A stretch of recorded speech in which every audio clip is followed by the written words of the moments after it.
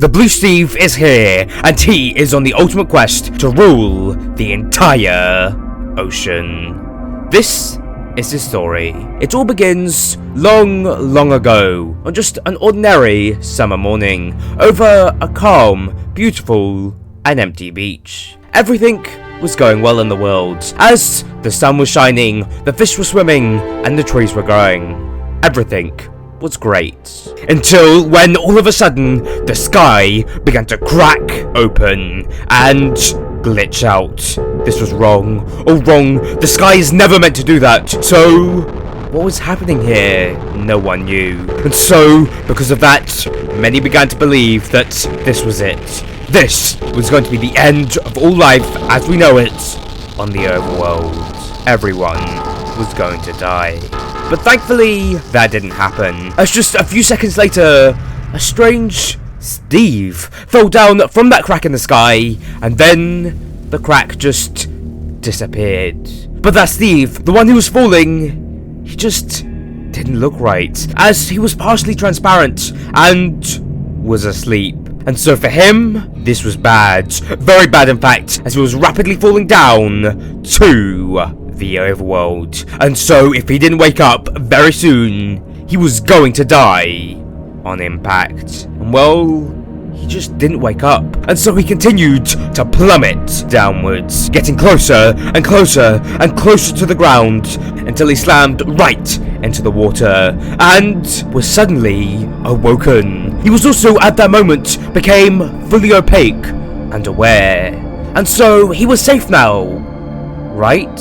Well, not really, as after being in that strange state for who knows how long, that Steve had forgotten everything from his past life, and well, that included how to swim. And so it was for that reason that he began to sink to the bottom of the ocean floor, where he began to drown. And so this was it for the Steve. He was just going to die now, or so he thought. As a few hours later, he was suddenly awoken from his unconscious state and was in an ocean monument. The Steve was shocked to be alive, as really, he should have been dead by now, but he wasn't. How? Well, as it turns out, someone or something had placed him in a small bubble of regenerative oxygen and had moved him here. And that bubble that he had been placed in had allowed him to breathe underwater and would allow him to continue breathing underwater indefinitely. It was amazing. Whoever or whatever did that saved him. But now that Steve was wondering, who? Well, before the Steve could figure that out, he first had to figure out where he was. And so he began to look around the room that he was in, just taking all of it in, as it was a very strange room made from a very strange block. And so after he did that for a few minutes and really not learning much of anything about his savior, he decided to leave that room, as surely his savior must be somewhere nearby. But as soon as he left that room, a swarm of a few hundred drowns emerged and engulfed him. The Steve froze, as he had no idea what these drowned were or if they're a threat. And the drowned, well, they were just staring back, blankly. The Steve was now very confused, as, was this the trap? Were these zombie-like beings going to kill him? Well, no. And so after a few minutes of no one moving and no one speaking, one drowned came forward and spoke. You are the one we've been foretold of in our prophecies. Please, follow me. And so the very moment that that drowned had finished speaking, all the others disappeared. The Steve was just so confused now, as where had they gone? But still, he decided to follow that drowned that had just spoken, to see where this might go. And so with that, this Steve was given a tour of the entire ocean monument. From those strange sponge rooms, to the golden treasures, to the sleeping quarters, to even the mighty guardians protecting everything. He was shown it all. And to him, this was all just magical, as he had never seen anything like this before. And so once that tour was complete, the Steve was taken outside and was led just a few hundred blocks away, where he would encounter a giant elder guardian. The Steve didn't quite understand what was going on here, and so he went to look back at the drowned to ask what was happening, but he was just gone. And so the Steve looked back at this strange giant guardian, thinking it must just be some sort of stone statue. But then it moved and shot a beam of energy at him. So with that, the Steve began to have a vision. He could see something, but it was very blurry. And so really, all he was able to make out was just a strange blue creature holding a spear of sorts and was controlling the ocean. It was very strange. And then, just like that, the vision ended. That Steve was now even more confused and was left with even more questions. And so he was getting ready to turn back to that monument when the Guardian spoke. Explore the ocean blue, and you will become him. And then the Elder Guardian just died. But that's not all. As whilst the Steve was just standing there, taking all of this in, a strange glowing spear just appeared in his hand. Was this the same spear from his vision? Well, he didn't know. But it didn't really matter right now, as right then, the Steve was experiencing something unlike anything that he had ever before, as he was feeling as if waves of power were surging through his veins. There was so much pain involved, but he felt as if he was gaining the powers of a god. And so, once the pain had subsided, he decided to return back to the Ocean Monument to show his new drowned friends what had just happened to him. But as soon as he returned, he found that all the drowned were just standing there on the roof, waiting for him and bowing down. This was very strange, but as he got closer, one of the drowned spoke up. You really are him, the Blue. We will make sure to alert everyone of your arrival, all across the entire ocean. So, now you must go. Spread your presence across the ocean. They will all be waiting for you. Go now. Hearing this was very surreal for the Steve, as he had just had all these very strange things happen to him, and had just been told by two separate entities that he needed to explore the world. And well, to him, that just couldn't have been a coincidence. And so, believing that, the Steve left that monument and began to travel across the ocean, all whilst being guided by his magical trident. As that Steve, whilst using that trident, could just sense where he needed to go. And so it would be, over the next few centuries, that this Steve would go everywhere in the oceans, from the frozen depths of the glaciers to the warm tropics of the coral reefs. He did it all. And whilst he was doing all of this over those centuries, his powers over the ocean were only increasing. As in that time, he had gained the ability to communicate with all of the animals within the ocean. He had also learnt how to control the waters of the ocean, and he also had the complete control of the Guardians and the drowned. He was very powerful. In fact, he was the most powerful being in the entire world back then, as there were no other Steves around to stop him. Now, I will get into what happened to the other Steves later, but for now, that's just not all that important, as right then, the Steve was the ruler of the ocean, as he had complete control, and every single ocean being respected and obeyed him. And so, things were going very well for this Steve.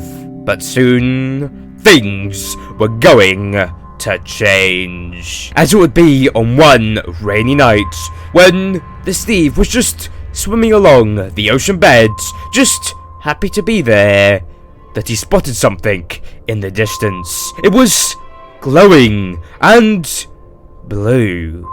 This was strange, very strange, as in all his years of exploration within the ocean, he had never seen anything like that before. And so, very quickly, he riptided his way over to it. But very quickly, he realized that if he wanted to get to this strange glowing item, he was going to have to face something very deadly. As he very quickly realized that this glowing item was coming from a deep underwater ravine. And those were the most dangerous places to be in the entire ocean, as the strong currents from the magma blocks below would drag down any living being and kill them rather quickly. More than that, those currents were almost impossible to fight against. But that didn't really matter, as this Steve was almost a god at this point, and so he didn't fear some scary bubbles. And so with that, he just swam down the ravine and over to that strange glowing blue thing. And well, once he did that, his life would never be the same again. As that blue thing was a diamond, a mineral that was so rare that he had never seen one before. It was mesmerizing, as this diamond was the shiniest thing he had ever seen. And so he leaned down to pick it up, but as he did that, it just melted away and began to fuse into him. Instantly, the diamond began to coat his entire body, and he began to glow, almost. It felt weird, very weird, and it was just wrong, as how were the diamonds doing this? He had no idea, and so he just stood there for a few minutes, waiting for this strange fusion to be complete. But once it was, well, he was a changed man, as he now had a very obvious slight glow to him, and he had also gained a thin, yet unbreakable outer coating made from solid diamond. And so with that, he was now almost completely invulnerable. And so he had now been completed, and was officially known from that point onwards as the Blue Steve.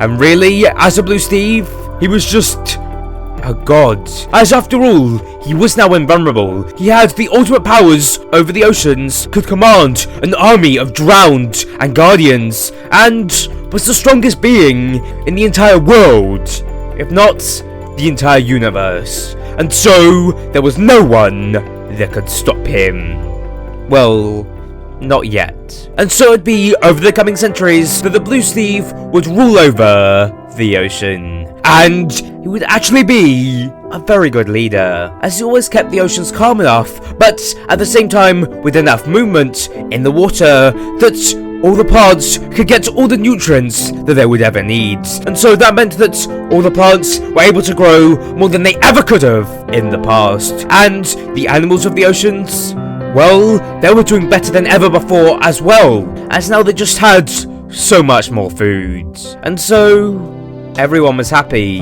and thus everyone loved their leader, the Blue Steve, as everyone and everything within the ocean was just, well, thriving. But still, for the Blue Steve, this wasn't enough. He wanted more, as he wanted his oceanic empire to spread not only across the ocean, but also onto the lands above as well. But there was a slight issue with that, as he hadn't actually stepped on dry land in well over 100,000 years at this point, and so he had absolutely no idea what it was like up there on the land. But very soon, that was going to change, as it was on one sunny afternoon that the Blue Steve decided to do something that would change his life forever. That being to walk on land. But really, that proved to be a very bad idea, because as soon as he did that, he started to suffocate, as he couldn't breathe in this air. It was just too dry, and he needed there to be more water in order to breathe. And so, knowing that, he used his powers of controlling the ocean and summoned rainfall. And so, now that he wasn't suffocating, he then began to explore the land. And so it'd be over the next few days that the Blue Steve would come across giant taiga forests, go through beautiful flowering forests, and under the disgusting swamps. And well, it might have been very hard to do, but it was worth it, as he was just amazed at what he was seeing, as there was just so much variety up here on the land, and there was just so much potential. And so the Blue Steve couldn't wait to make all of this part of his glorious empire, as everything here was just so beautiful and calm. It was going to be the perfect addition. Well, that's what he thought, until he came across a village. Now, the Blue Steve was very shocked to have seen that, as in his mind, he couldn't comprehend the fact that there was intelligent life here on the surface of the world, as he had just always believed that intelligence could only thrive underwater. But this village had just proved him wrong. And so the Blue Steve decided to swim upstream through a river that passed through the village so that he could have a closer look to see what they were doing. And well, what he ended up seeing horrified him. As while stalking that village from that river, he saw some of them fishing. And well, he was devastated when he saw this, as how could anyone do that to a fish? Lure them in with a promise of food, and then just suffocate them in the air to kill them. That was just pure evil. And so, the Blue Steve got angry, very angry, as no one should be doing this, especially not to his civilians. And so, fueled with this anger, the Blue Steve leapt up into the air and began to warp the water upwards, as he was creating a tsunami. His plan was to drown this entire village, and any other village too, that also engaged in such evil and despicable actions, so that they too could learn what it's like to be stolen from your home and killed. And the Blue Steve was just growing his wave of water above the village, and was only a few minutes away from completion when, out of nowhere, lightning struck down, and from that, a monster arrived. A monster that you very likely know the name of. That's right, that monster was Herobrine. And Herobrine lunged right at the Blue Steve with his full might and power, which killed him. How was that possible? Was the Blue Steve not the strongest being in the overworld? Well, yes, he was. But the moment the Herobrine arrived, he became second. And so the Herobrine, for a brief moment in time, became the only beast in the overworld that could have killed him. And well, he did. And so once the Herobrine had just killed the Blue Steve, he was struck by lightning again and vanished. And so that's it. That's the end of the Blue Steve story. Well, not quite. But before we can get into that, we first need to learn why all other Steves aren't in this world anymore. And well, to do that, then you'll need to watch this video.